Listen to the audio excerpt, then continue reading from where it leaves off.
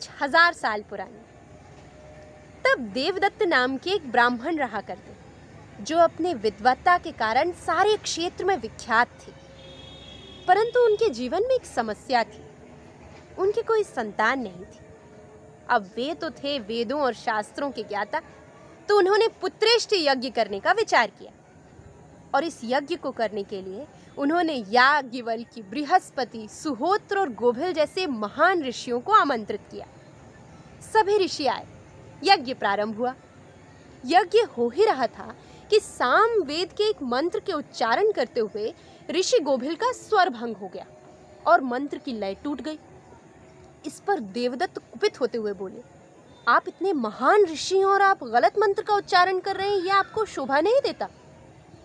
गोभिल ऋषि को यह सुनते ही क्रोध आ गया और वो बोले, श्वास का आना जाना तो मनुष्य की स्वाभाविक प्रक्रिया है, इसमें मेरा क्या दोष?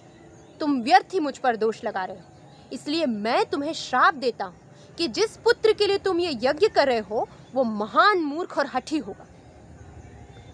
ये सुनकर देवदत्त को लगा, कहाँ तो मैं सर्वगुण संपन्न पुत्र के लिए यज्ञ कर रहा हूँ और कहाँ ऋषि से मुझे श्राप मिल रहा है। तो वो क्षमा मांगते हुए गिड़गिड़ाते हुए बोले कि ऐसा ना करिए, मैं तो पहले ही बहुत दुखी हूँ और आप मुझे श्राप दे रहे हैं। तब गोभिल ऋषि को भी लगा कि उनने छोटी सी बात के लिए बहुत बड़ी सजा दे दी। तब उन्होंने कहा कि वत्स, मैं अपने शब्द तो वापस नहीं ले सकता, परंतु हाँ, मैं तुम्हें आशीर्वाद देता हूँ। तुम्हारा पुत्र पैदा होते हुए महान मूर्ख और हठी तो होगा, लेकिन कुछ सालों के बाद वो अत्यंत विद्वान हो जाएगा। यज्ञ पूरा हुआ और कुछ समय के बाद गोभिल ऋषि के घर में एक बालक ने जन्म लिया। उस बालक का नाम रखा गया उतथ्य। उतथ्य जैसे जैसे बड़ा होने लगा, सभी को गोभिल ऋषि के श्राप का प्रताप दिख रहा था। इतने महान ऋषि देवदत्त जब उसे मंत्र पढ़ाते तो वो एक अक्षर का उच्चारण भी ठीक से ना कर पाता। ऐसे पुत्र के कारण गोभिल ऋषि का आसपास सब जगह उपहास होने लगा कि इतने महान विद्वान ऋषि का बेटा इतना मूर्ख। इससे परेशान होकर ऋषि गोभिल और उनकी पत्नी भी अपने पुत्र को उलाहना देने लगे। बच्चे का मन इन सब से दुखी हो गया और उसके मन में विरक्ति आ गई। उसने घर छोड़ दिया और वो गंगा नदी के तट पर एक पर्णकुटी बना के रहने लगा। वहां रहते हुए उतथ्य, जो कि अपने जीवन से वैसे ही दुखी था, किसी से बात नहीं करता। वो अपनी मृत्यु की प्रतीक्षा कर रहा था कि मेरा जीवन व्यर्थ है, अब जैसे भी मृत्यु आए और मैं इस जीवन से मुक्ति पा लूं। लेकिन उसने एक व्रत ले लिया था। वो सदैव सत्य बोलता था, कभी किसी भी बात पर वो किसी से भी झूठ नहीं बोलता था। और इस व्रत के पालन के कारण आसपास के आदिवासी लोगों ने उसे सत्य व्रत कहना शुरू कर दिया। तो उतथ्य का एक और नाम पड़ गया, सत्यव्रत।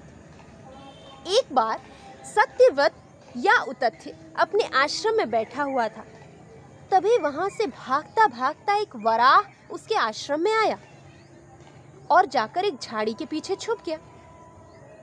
उस वराह को देखकर उतथ्य ने ए ए की ध्वनि निकाली। ये जो ए ए था, ये सारस्वत बीज मंत्र ऐम ऐम के काफी करीब था। तो इस मंत्र के बार बार उच्चारण से देवी सरस्वती उतथ्य पे प्रसन्न हो गई। उसी वक्त उस वराह के पीछे भागने वाला शिकारी भी उस आश्रम में आया और उसने पूछा उतथ्य से कि मुनिवर, आपने कहीं वराह को देखा है क्या? वो मेरा शिकार है, मैं उसे ढूंढ रहा हूँ। अब उतथ्य के लिए धर्म संकट हो गया, क्योंकि वो मन से प्राणी मात्र के लिए बड़ा दयालु था। तो यदि वो वराह का पता शिकारी को बता देता है तो वराह की जान चली जाएगी, और यदि वो उसके लिए झूठ बोल देता है तो उसका व्रत टूट जाएगा। तो अब उतथ्य क्या करे? अब सरस्वती देवी तो उस पे वैसे भी प्रसन्न हो चुकी थी, तो उसने उस वक्त जानते हैं क्या कहा? उसने कहा, मेरी आंखें जो देख सकती हैं वो बोल नहीं सकती, और मेरी जिह्वा जो बोल सकती है उसने नहीं देखा कि तुम्हारा शिकार वराह कहाँ है। तुम मुझसे बार बार क्यों पूछते हो? ये सुनकर शिकारी को सिर्फ ये समझ में आया कि मुनिवर नहीं जानते कि उसका शिकार कहाँ है, तो वो वहां से चला गया।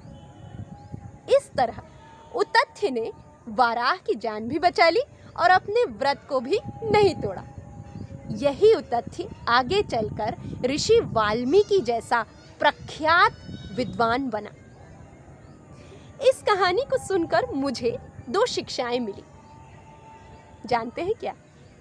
पहली बात तो ये कि किसी को भी कमतर या मूर्ख मत समझिए, क्योंकि आप जो समझ रहे हैं, आप नहीं जानते कि ब्रह्मांड उसके बारे में क्या समझ रहा है।